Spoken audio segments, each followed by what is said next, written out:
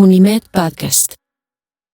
Hola a todos y bienvenidos a un nuevo episodio de Unimed Podcast. En este caso, hoy tenemos un nuevo episodio de Martes de Intersociedad. Soy María Ángel Duque, estudiante de Ingeniería de Producción, y hoy nos adentraremos en el derecho del trabajo, un tema que me llama mucho la atención porque tengo muchísimas preguntas. Exploraremos qué es el derecho del trabajo, las obligaciones, prácticas justas y tendencias actuales que lo configuran en el mundo laboral.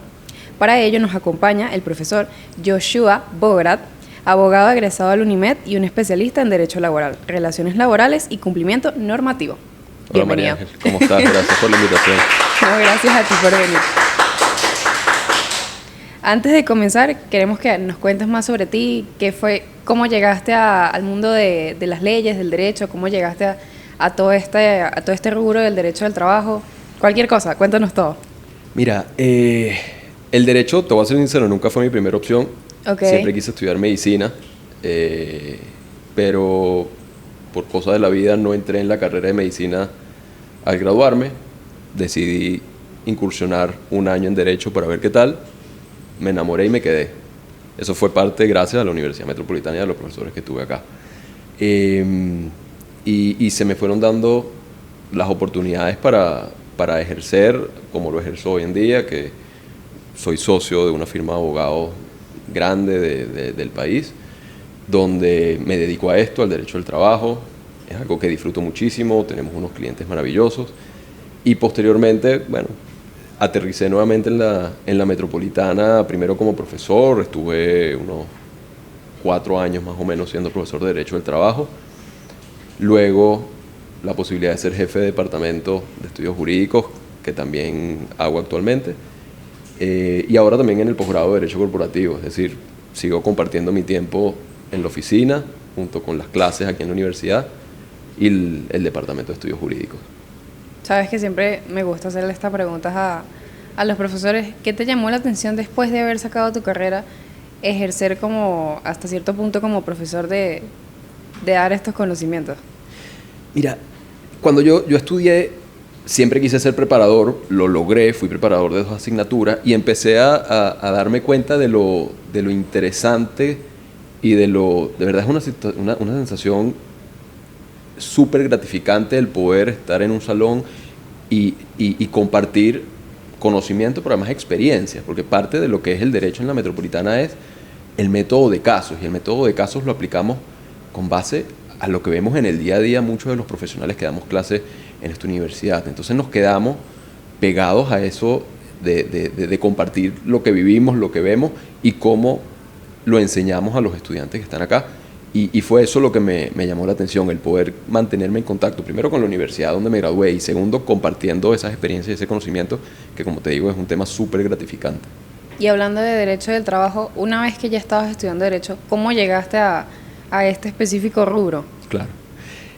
Nunca me fascinó cuando lo estudié. El derecho del trabajo, sí, el derecho del trabajo te cambia la forma en la cual vienes aprendiendo la carrera porque tiene unos principios y unas particularidades que lo hacen especial, como vamos a ver.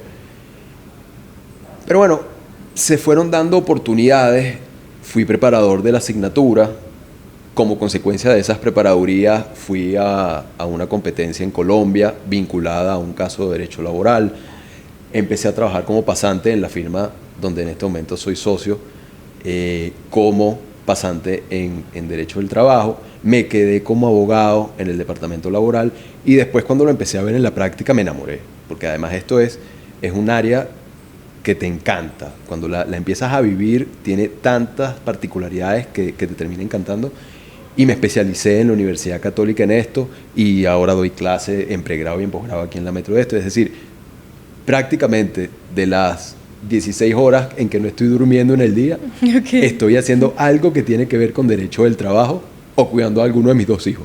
Alguna de las dos.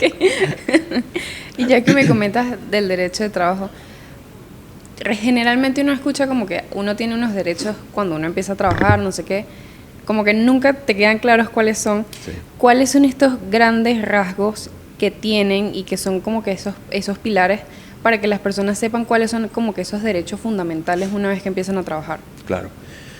Mira, si quieres antes de entrar a ese punto, porque el derecho del trabajo es un área muy específica, con muchas particularidades, te cuento un poquito de dónde viene el derecho del trabajo, que es lo que permite entender por qué el derecho del trabajo existe sí, y por qué todos esos derechos que yo te voy a comentar.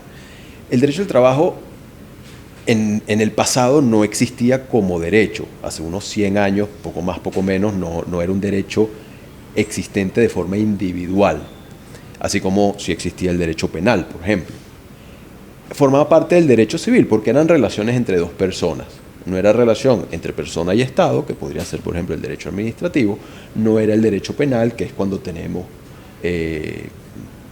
homicidio, temas de prisión, ustedes saben. Pero una relación persona a persona. Con la revolución industrial, cuando el trabajo deja de ser rural y pasamos a las grandes fábricas, esas grandes fábricas mueven un poco el piso de las relaciones, que en su momento eran relaciones netamente civiles, donde yo hacía una gran inversión como patrono y esa inversión me tenía que dar a mí la mayor cantidad de ganancia. Claro. Y para yo obtener mayor cantidad de ganancia necesitaba muchas veces hacer algunos sacrificios, y esos sacrificios venían de la mano de condiciones de trabajo forzadas, con bajos pagos, con condiciones de salud bajas, deterioradas, donde se afectaba al trabajador y a su familia, etc. Entonces, para poner límites a esa situación, nace el derecho del trabajo luego de que se crea el movimiento sindical. Y lo que viene a ser el derecho del trabajo es, así como cuando nosotros llegábamos a nuestro primer día de clase en el colegio y nos decían, ok, aquí está el cuaderno, empiecen a hacer los márgenes. Okay. Y nosotros hacíamos nuestros márgenes en nuestro cuaderno nuevo.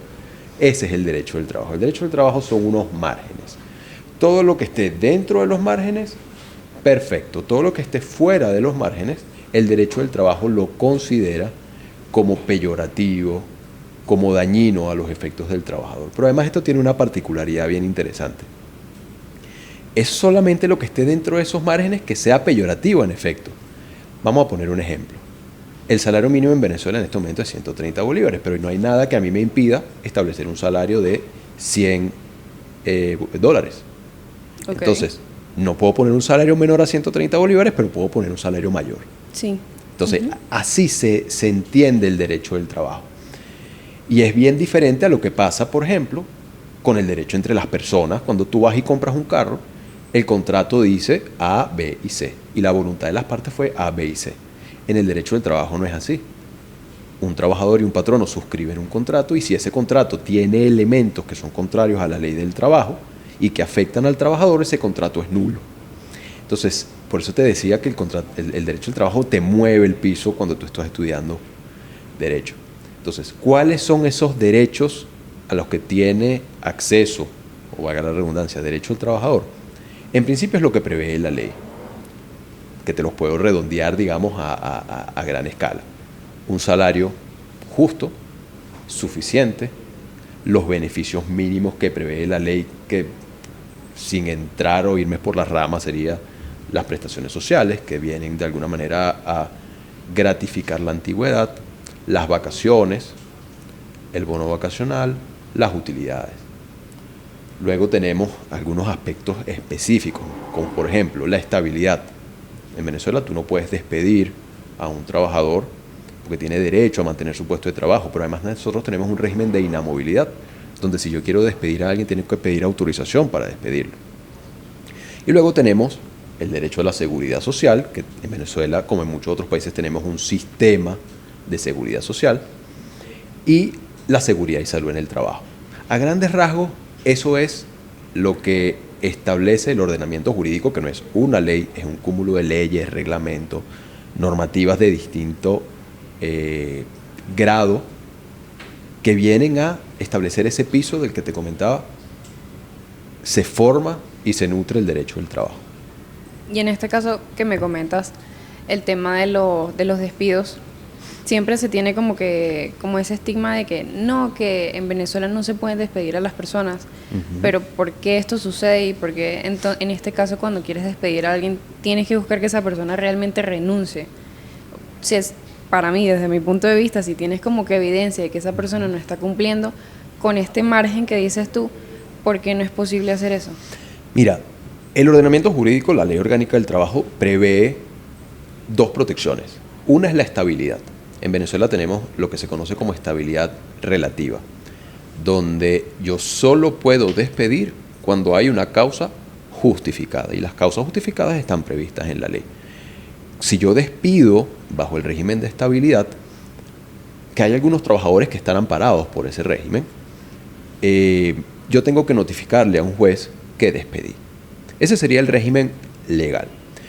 Luego tenemos un régimen excepcional que viene a proteger a trabajadores específicos, en condiciones específicas. Por ejemplo, una mujer que está embarazada necesita una protección especial y temporal. Claro. Un trabajador que sufrió un accidente y está de reposo.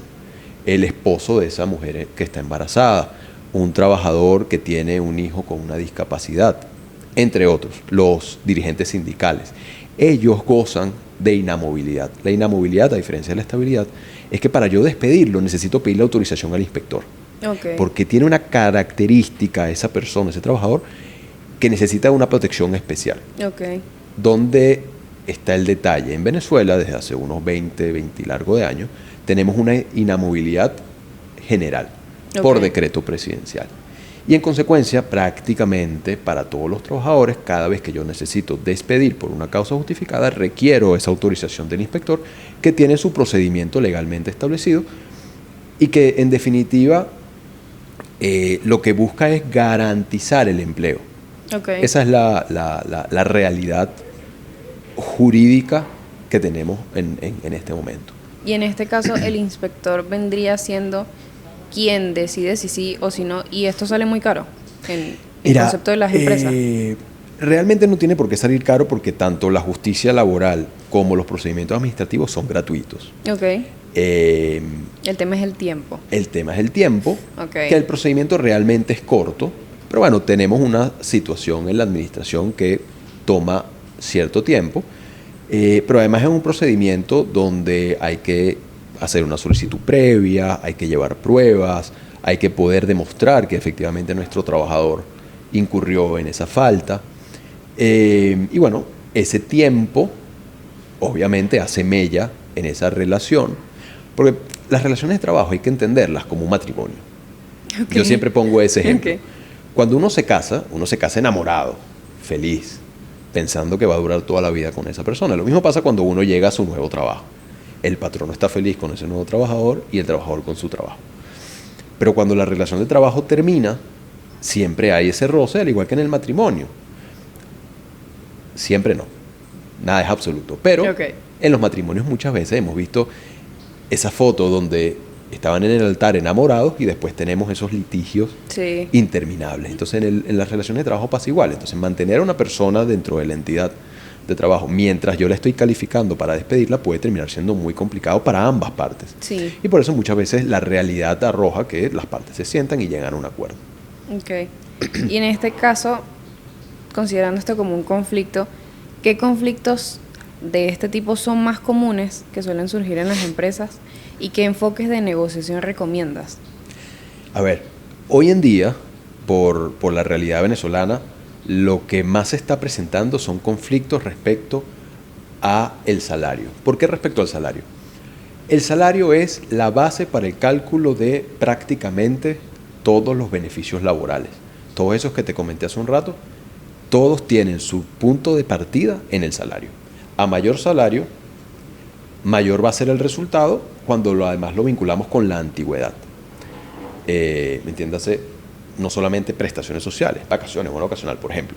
Las vacaciones son 15 días por año más uno por cada año de antigüedad. Entonces, el primer año tienes 15, 16, 17, así hasta 30. A mayor salario, multiplicado por 15, vas a tener derecho a más. Claro. Con la realidad venezolana, muchas empresas han decantado por empezar a pagar de distintas formas. Algunos pagos los consideran salario y otros no. Pero si te recuerdas, en un inicio, cuando yo te comentaba lo que es el derecho del trabajo es un derecho protectorio, donde las partes no podemos decir, esto no es salario. El salario es un concepto que nace de la realidad. El salario no es salario porque tú y yo, que somos patrón y trabajador, lo llamemos salario. Es salario todo aquello que te pago por la prestación de tu servicio y que tiene carácter remunerativo. Entonces, esos famosos bonos que hoy en día se pagan, no todos son salario, ni tampoco no todos no son salario. Van a ser salario aquellos que tengan por objeto remunerar. Entonces, hoy en día, lo que ha ocurrido es que las empresas tienen muchos bonos y un salario chiquitito, o lo que reconocen como salario es chiquito. Y con base en eso pagan todos los beneficios. Entonces, en este momento, el grueso de las demandas en tribunales y de los procedimientos son por diferencias en la base salarial. En el pasado, los procedimientos estaban más vinculados a la existencia o no de las relaciones de trabajo, que también parten de la realidad. Yo no soy trabajador por el hecho de que tengo un contrato que diga que soy trabajador, que eso es un mito que muchas veces tienen las personas que dicen, bueno, pero yo no tenía un contrato de trabajo, ¿cómo voy a ser trabajador? Si yo reúno unos elementos que me dice la ley, yo soy trabajador. Ok. Prestación de servicio personal, subordinada, remunerada por cuenta ajena. Lo mismo pasa, o pasaba hace unos años, cuando esas demandas eran, mira, no me reconociste como trabajador, págame lo que me debes. Hoy en día cada vez son menos. En el pasado también había muchas demandas por tercerizaciones, por no reconocerme como trabajador de la empresa A, sino como trabajador de la empresa B. Había mucho conflicto sindical, conflicto colectivo. La realidad venezolana ha ido cambiando y tenemos cada vez menos. Y lo mismo pasa a nivel administrativo. Cada vez hay menos procedimientos de reclamo, menos procedimientos de reenganche. No es que no existan, pero no en la envergadura y en la cantidad que teníamos en el pasado.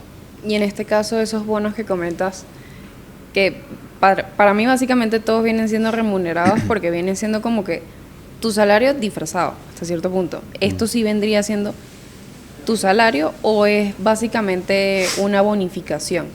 O sea, porque para mí una bonificación es cuando ambas partes se juntan y entonces, por lo menos en este caso, tomando el mismo ejemplo que tú decías, no, tu salario es este chiquitito, pero vas a recibir estos bonos que van a ser básicamente como que tu salario, pero lo que tú vas a recibir quincenalmente es esto.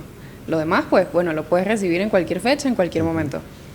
Pero los que vienen siendo para mí, que no son como una remuneración tipo salario, son aquellos que, bueno, empezando la época escolar, por cada hijo que tengas te vamos a dar esto para, no sé, para que compres los útiles.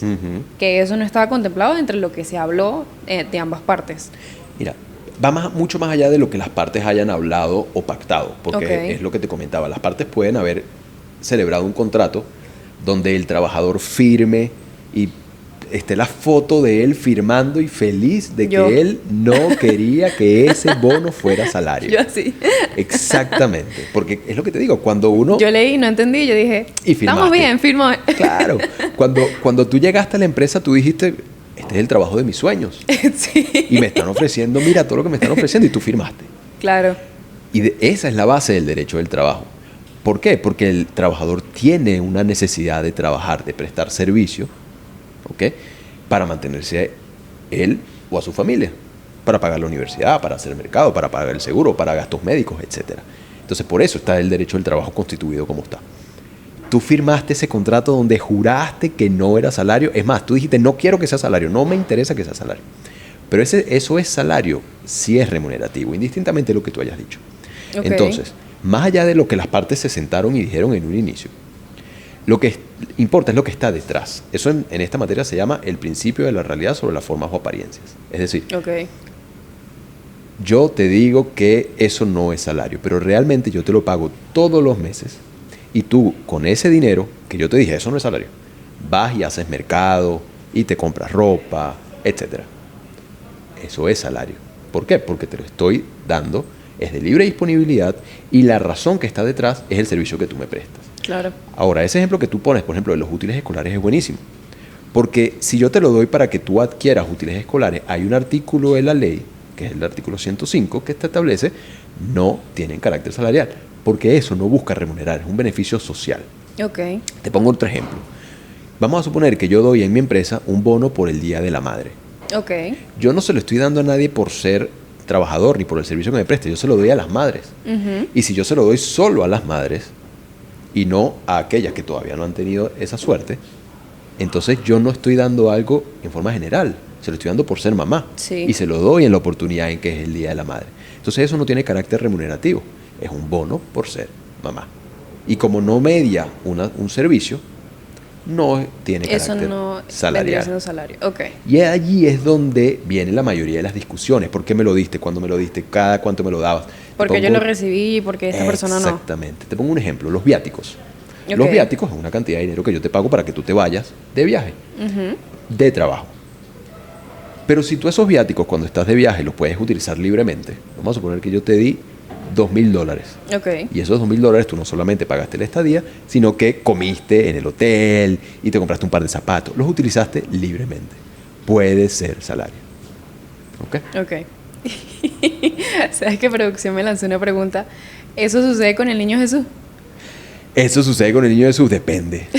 Depende, porque si vamos a hablar del niño Jesús, como eso que hablábamos antes de empezar, las utilidades. Ok.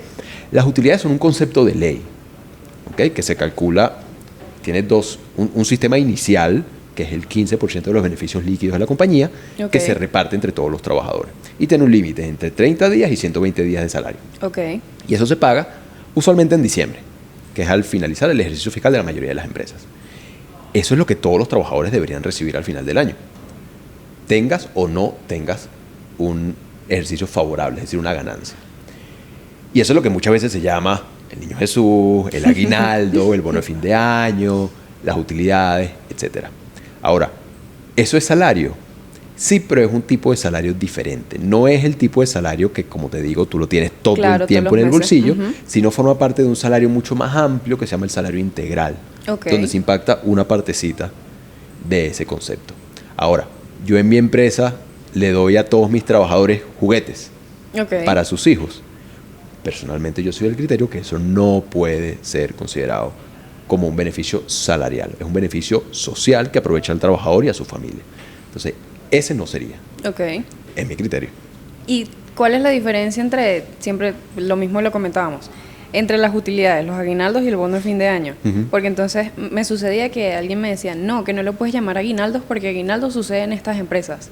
No, que utilidades solo sucede para la banca. No, que bono de fin de año, eso no viene siendo considerado como que utilidades ni aguinaldos a fin de cuentas, Ujú. porque legalmente no tiene el nombre. Entonces yo decía, bueno, pero entonces, ¿qué es lo que uno termina recibiendo y cuándo Claro. uno lo recibe también? A ver, las utilidades es el concepto previsto en la ley como concepto madre, Ok. ¿ok? Que viene derivado de lo que es la plusvalía. Es decir, tú como trabajador aportaste durante todo un año a las ganancias de esa empresa.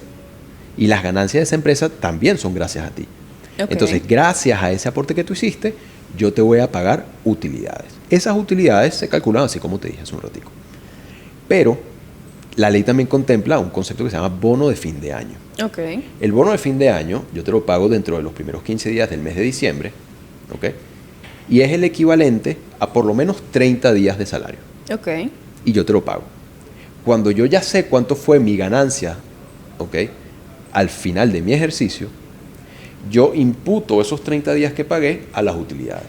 Y si yo tenía que pagarte en lugar de 30 días, 45 días de salario, entonces solo te debo esa diferencia. Ok.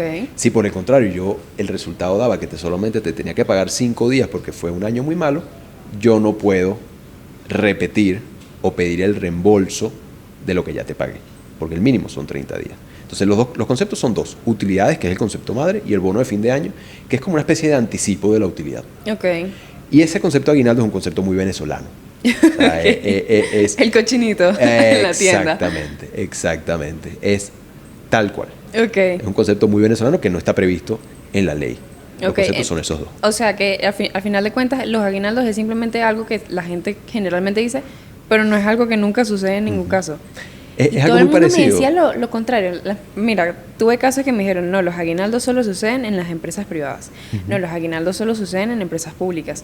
No, los aguinaldos solo suceden en nada más en diciembre, un pago que te hacen como que extra. Entonces yo decía, bueno, pero tantas cosas y tanta desinformación que hay, que al final de cuentas yo no sabía qué era y cuándo era y Claro, cómo no claro. era. Ok. Claro, claro. Buenísimo, gracias por la info. No te preocupes. Ya sé que lo que voy a recibir, voy a llegar mañana y me voy a decir, ¿sabes qué? Sí, yo sí recibo utilidades, Ya estás son lista. utilidades. Ya estás listo para diciembre. Sí. ¿Qué diferencias hay entre contrato laboral, contrato por servicios y trabajo autónomo desde la perspectiva de derechos y obligaciones? A ver, partamos de la base inicial. Ok. Yo soy trabajador no porque las partes lo acordemos, sino porque tengo y reúno unos elementos que me hacen trabajador. Si yo no tengo esos elementos, entonces soy otra cosa. Entiéndase, trabajador dependiente, porque yo puedo ser trabajador dependiente, ergo me aplica la ley laboral, o todo lo demás, soy un trabajador independiente.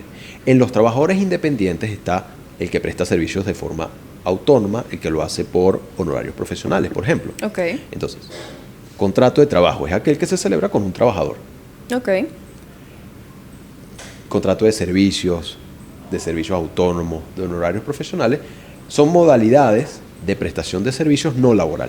Es decir, que no reúnen los elementos de laboralidad. Entonces, por ejemplo, un trabajo o un contrato por honorarios profesionales es aquel en el cual es entre un beneficiario de servicio y un profesional. Pero Ok. para eso tienes que ser un profesional. ¿Qué vendría siendo la palabra coloquial? Una contratista.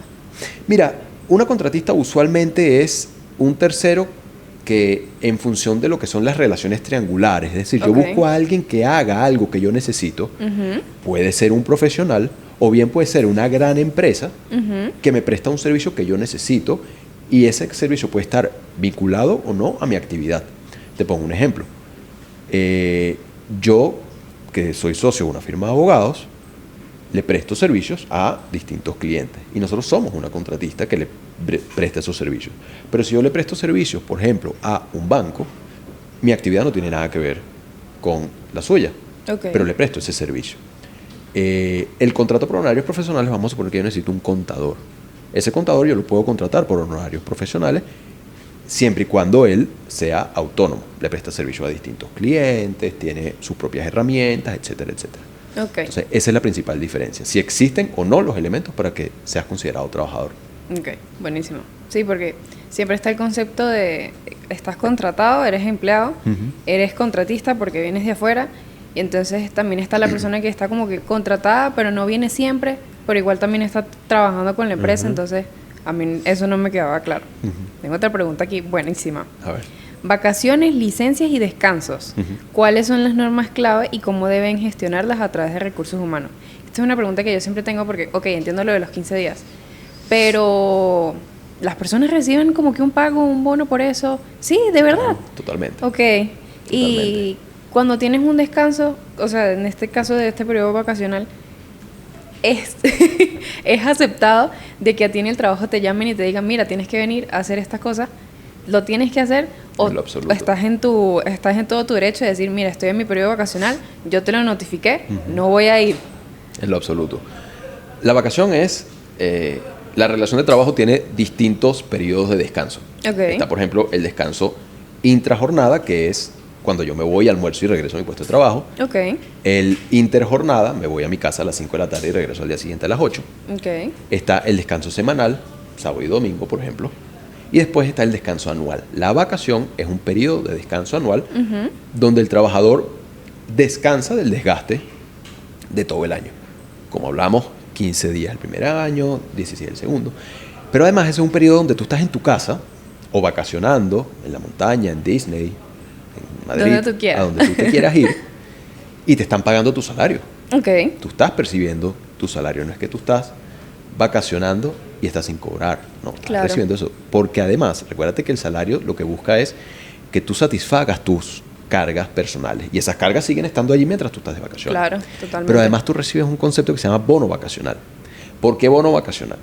Si yo necesito mi salario para cubrir mis cargas personales, ¿con que me voy de viaje? Claro, Entonces el bono vacacional es una ayuda para el disfrute de la vacación. Y todos esos pagos se dan antes del inicio de la vacación. Cuando yo me voy yendo, me estoy montando en el avión y me están transfiriendo. ok, Eso sería la vacación. ¿Me pueden llamar y decirme, mira, que llama un cliente apuradísimo? No, no es posible. Y si por cualquier razón se interrumpiera, deben recuperarse los días de interrupción. Y hay unas causales específicas para esas interrupciones. No es que llamó un cliente que está súper urgido por una publicación en Instagram. No funciona así. Y luego me preguntabas por las licencias, los descansos, etc. Los descansos tienen un régimen variadísimo en la ley, pero a grandes rasgos son domingo como único día necesario de descanso y luego tienen que ser consecutivos, sábado, domingo o domingo y lunes. Por eso es que tú vas, por ejemplo, a las peluquerías y muchas no trabajan los lunes, Ok. Porque trabajaron el sábado porque son los días de las bodas. Sí. Entonces, por eso muchas peluquerías no abren los lunes. Ese sería el descanso a grandes rasgos. Esto tiene sus excepciones, tú sabes. Como somos nosotros abogados que nos gusta Sí. buscarle la vuelta a todo. Pero la ley también lo prevé. Y después están las licencias. La licencia es un periodo de tiempo mediante el cual el patrono y el trabajador se pusieron de acuerdo y dijeron no vas a prestar servicio. Y la licencia en principio no es remunerada. Ok. No es remunerada. Es lo que se conoce como suspensión de la relación. La relación se suspende. Tú no me prestas servicio, yo no te pago el salario. Pero puede ser remunerada si así el patrono lo decide. Esa es la gran diferencia entre todas. Por ahora, la última. Seguridad y salud, que me parece muy importante. ¿Qué medidas deben implementar las empresas para cumplir con la normativa y proteger a los colaboradores? En este caso, te pongo el ejemplo de que siempre escucho de que no, tienes que tener un seguro por parte de la empresa, pero entonces uno siempre escucha que no, que esos seguros no funcionan mucho, entonces igual tienes que pagar el tuyo propio. Como que, ¿de dónde sale todo esto? ¿Y qué es lo que realmente debería ocurrir en las empresas?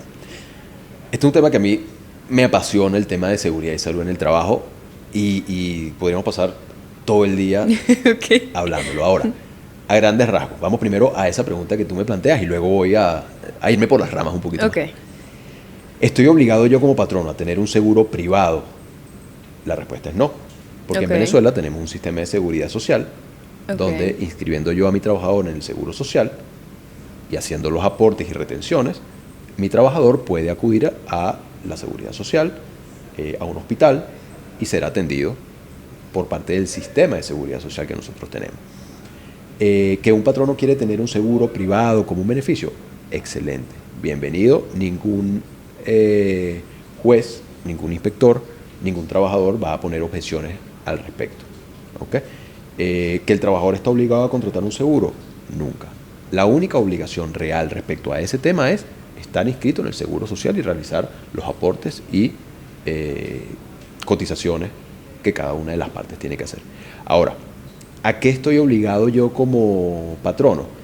La Ley Orgánica de Prevención, Condición y Medio Ambiente de Trabajo, sus reglamentos, normas técnicas, las normas COBENI, las normas ISO, tienen un montón de obligaciones patronales. A grandes rasgos. Obviamente tú tienes que dar los equipos de protección personal, tú tienes que tomar las medidas preventivas para que evites que ocurran accidentes, pero también tienes que hacer revisiones de los puestos de trabajo, ¿okay? En forma predictiva, preventiva y correctiva. Tú tienes que tener lo que se conoce como delegados de prevención, un programa de seguridad y salud. Hay un montón de cosas. Pero además, lo que realmente importa detrás de todo esto es que el patrono, que es el empleador, es responsable por todo aquello que le ocurra al trabajador por o con ocasión del trabajo, exista o no culpa por parte del empleador. ¿Okay? Y esto es muy importante. Solamente se puede eximir de culpa en caso de que el accidente no derive de un hecho que es imputable al trabajo. Que es decir, como algo que me sucedió en la casa.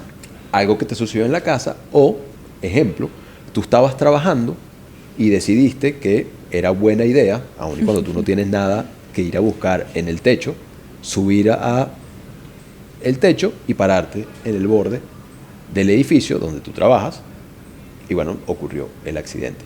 Lamentablemente, es un accidente catastrófico, pero donde el patrono no debería ser responsable porque hay un hecho de la víctima. Claro. Entonces hay algunos eximentes. Y lo que te digo, lo importante de esto es que el patrono puede ser responsable civil, es decir, va a tener que pagar una serie de indemnizaciones de distinta naturaleza, pero también puede ser responsable desde el punto de vista penal, ¿okay? En caso de que haya ahí sí cometido ciertas infracciones, pero también a nivel administrativo, es decir, si se detectan infracciones e incumplimientos, también puede ser objeto de multas por parte de las autoridades del país. Entonces, es un tema que es muy profundo, que tiene una cantidad de elementos y aspectos importantísimos, pero que en definitiva lo que realmente debe importar a los patronos es primero cuidar a su trabajador, obviamente, sí, pero también el hecho de que puede ser responsable de distintos tipos de responsabilidad que prevé la ley. Vamos a entrar ahora en una dinámica. Buenísimo. La dinámica se llama el peor jefe de la ficción. Ok. En este caso, te voy a nombrar un personaje y nos vas a decir en 30 segundos qué ley laboral está rompiendo y nos puedes mencionar qué consecuencias puede ocurrir si continúa. Ok, buenísimo. En este caso, una película súper famosa, El Diablo Viste la Moda, en este caso Miranda Presley. Okay. ¿La conoces? Sí, sí. Ok, buenísimo. En este caso, exige que su asistente esté disponible 24/7, le grite en público y le asigna tareas personales imposibles, como conseguir el manuscrito de Harry Potter que aún no ha sido publicado. A ver, el tema de las 24 horas sin duda sería violatorio primero de la Ley Orgánica del Trabajo, el reglamento parcial sobre jornada de trabajo y distintas disposiciones de la Ley Orgánica de Prevención de Condiciones y Medio Ambiente de Trabajo, que es la LOPSIMAT, que de alguna manera van de la mano con el tema de la jornada de trabajo, porque es un tema de seguridad. El tema del manuscrito de Harry Potter es un tema más que de derecho laboral, es un tema de derecho civil, es decir, nadie se le puede exigir que haga algo que es imposible, ni nadie se puede comprometer a hacerlo, ¿no? Pero en definitiva, si yo voy a despedir a alguien porque no me consiguió el manuscrito, pues entonces obviamente el inspector del trabajo me va a tener que decir, eso no es una causal de despido. Ok. En este caso, el caso 2, Mr. Burns, de Los Simpson. El señor Burns, su planta nuclear es insegura, intenta pagar condonas a los empleados y tuvo un bebé. En este caso, Maggie Simpson se encuentra operando una máquina. Ah, imagínate. Bueno, a ver, allí primero disposiciones de la OIT respecto al trabajo de los menores, obviamente disposiciones de la Ley Orgánica del Trabajo y de la LOPSIMAT también respecto al trabajo de los menores, más aún en una planta de esa naturaleza. Me dijiste algo de pagando con donas. Sí. Ok. El tema del pago con alimentos, la Ley Orgánica del Trabajo establece que no se puede pagar o que se debe pagar el salario en moneda de curso legal. Entiéndase esto, en dinero. Okay. Bolívares, dólares, euros, etcétera. Entonces, estaría incurriendo en una cantidad de infracciones, tanto de la Ley Orgánica del Trabajo respecto a cómo se paga el salario y demás, como infracciones también de la LOPSIMAT por temas de seguridad y salud. Uno que capaz no toma tanto la seguridad y salud es el caso de David Brent, de The Office. En este caso, su prioridad es ser el amigo cool, hace bromas de mal gusto y comenta constantemente la apariencia de sus empleados. Entonces, que Venezuela tiene una serie de artículos relacionados con el tema de acoso. Okay. En Venezuela existe disposiciones sobre el acoso sexual y el acoso laboral. Eso perfectamente podría ser considerado como un tema de acoso laboral, que adicionalmente tiene, en algunos casos, penas privativas de libertad, tiene también las mismas indemnizaciones de las que hablábamos.